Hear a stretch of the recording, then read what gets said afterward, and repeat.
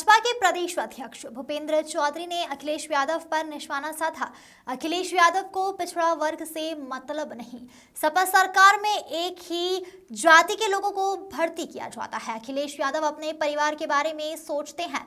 शिक्षक भर्ती मामले में योगी सरकार अदालत के फैसले को अध्ययन कर रही है। प्रदेश के युवाओं को ध्यान में रखते हुए सरकार अपना निर्णय लेगी। किसी के साथ अन्याय नहीं होना चाहिए। संविधान के मुताबिक पारदर्शिता के साथ ही भर्ती होगी। संविधान के सवाल पर प्रक्रिया देश में सबसे अधिक संविधान का संशोधन कांग्रेस ने किया है। कांग्रेस संविधान को कलंकित करती है। अखिलेश के पिता इमरजेंसी में बंद हुए थे। सपा आज कांग्रेस के साथ खड़ी है। हमारी सरकार नियम के विरुद्ध कोई कार्य नहीं करती। संविधान में जो आरक्षण है उसी का पालन होगा। सपा सांसद रुचि वीरा के बयान पर तीखी प्रतिक्रिया। हमारी सरकार देश और प्रदेश में कानून का राज स्थापित करने में लगी हुई है, इसलिए जनता ने भाजपा को चुना है। अपराधी और माफिया हैं, अनैतिक कार्य किए हैं, उन्हें सजा मिल रही है। उपचुनाव को लेकर तैयारी पर प्रतिक्रिया दी है, जहां भाजपा पूरी तरीके से अपना भ्रष्टाचार गलत काम पाने के लिए बच्चों के भविष्य में खिलवाड़ करते हैं। अगर मुख्यमंत्री जी 69,000 भर्ती का रास्ता नहीं निकाल सकते तो उन्हें कुर्सी छोड़ दी जाए। माननीय न्यायालय ने जो आदेश किया है 69,000 शिक्षक भर्ती को विषय को लेकर विभाग उसका अध्ययन कर रहा है और हमारी सरकार किसी भी युवाओं के खिलाफ या उनके भविष्य के लिए कोई भी ऐसा कदम नहीं उठाएगी जिसमें उनके साथ अन्याय हो।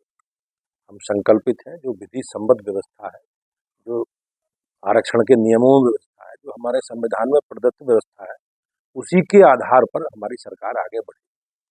अखिलेश जी का पिछड़े वर्गों से आरक्षण से मतलब नहीं है, उनकी केवल उन्हें अपने घर परिवार के बारे में उन्हें सोचते हैं।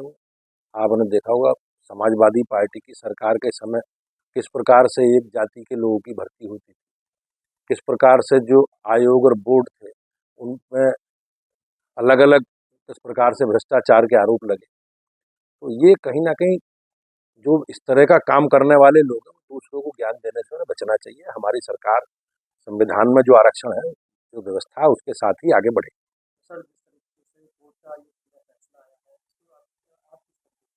नहीं, मुझे इस विषय में यही कहना है कि जो बेसिक शिक्षा विभाग है वो इसका अध्ययन कर रहा है और हमारी पार्टी का यही स्टैंड है कि युवाओं के भविष्य के साथ कोई ऐसा अन्याय नहीं। समाजवादी पार्टी में वहाँ से मुस्लिम और यादव के जो कर्मचारी अधिकारी उनको हटाया जाए और दूसरे लोगों को रखा जाए, क्या कहेंगे? मुझे उसकी जानकारी नहीं है, तो किस परिप्रेक्ष्य में उन्होंने ये बातें कही हैं, लेकिन हमारी सरकार और हम लोग लोकतंत्र में हमें पूर्ण आस्था है और जनता के निर्णयों का हम सम्मान करते हैं। समाजवादी पार्टी किस प्रकार से लोकतंत्र को कलंकित करके चुनाव वो जीतते रहे हैं, वो अनुभव उनका है, लेकिन हम लोग हमेशा जनता में अपने काम को लेकर, अपने कामकाज को और अपने कार्यकर्ताओं के आधार पर हम लोग चुनाव लड़ते हैं।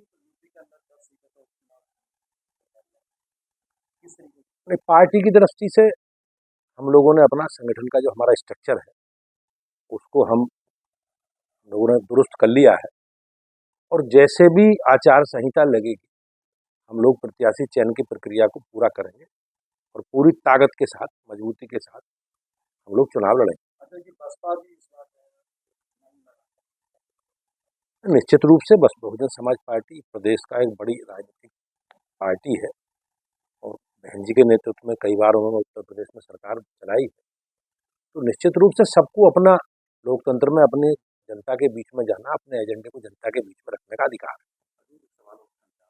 यहाँ से सांसद उन्होंने अतीक आनंद वाले जो प्रकरण है उसमें जो ग्रेटी अवार्ड मिला है उन्होंने कहा वो कलंकित दिन है, उसको कहीं ना कहीं वो मतलब एक तरह कलंकित कहा है कि ग्रेटी अवार्ड नहीं मिलना चाहिए। हमारी सरकार देश में प्रदेश में कानून का राज स्थापित हो, इसके लिए जनता ने हमें चुना। जो लोग अपराधी हैं, माफिया हैं, जिन्होंने अनैतिक काम किए हैं, सरकार ने विधि सम्मत कार्रवाई की है, ये लोग वोट बैंक की राजनीति के रूप में एक एजेंडा चला रहे हैं, लेकिन प्रदेश देश की जनता सब जानती है और हम सबको देश के कानून में सबका विश्वास है।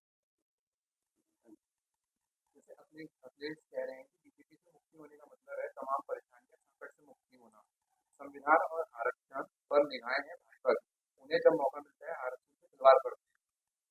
आज संविधान को सबसे ज्यादा कलंकित करने का काम किसने किया, और जिसने किया है संविधान में सबसे ज्यादा संशोधन किसके समय में, इमरजेंसी किसके राज में लगी, और अखिलेश जी के पिताजी DIR में मीसा में किस राज में बंद हुए।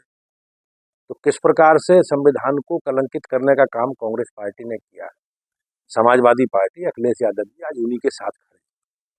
हम लोगों ने हमेशा संविधान को, हमारे नेता ने नरेंद्र मोदी ने संविधान को प्राथमिकता दी है, और हमेशा संवैधानिक व्यवस्था का पालन करने वाले हम लोग हैं। उसी आधार पर हम लोग आगे बढ़ रहे हैं। इन लोगों का निगेटिव एजेंडा है, और ये जनता, देश की, प्रदेश की जनता सब जानती है।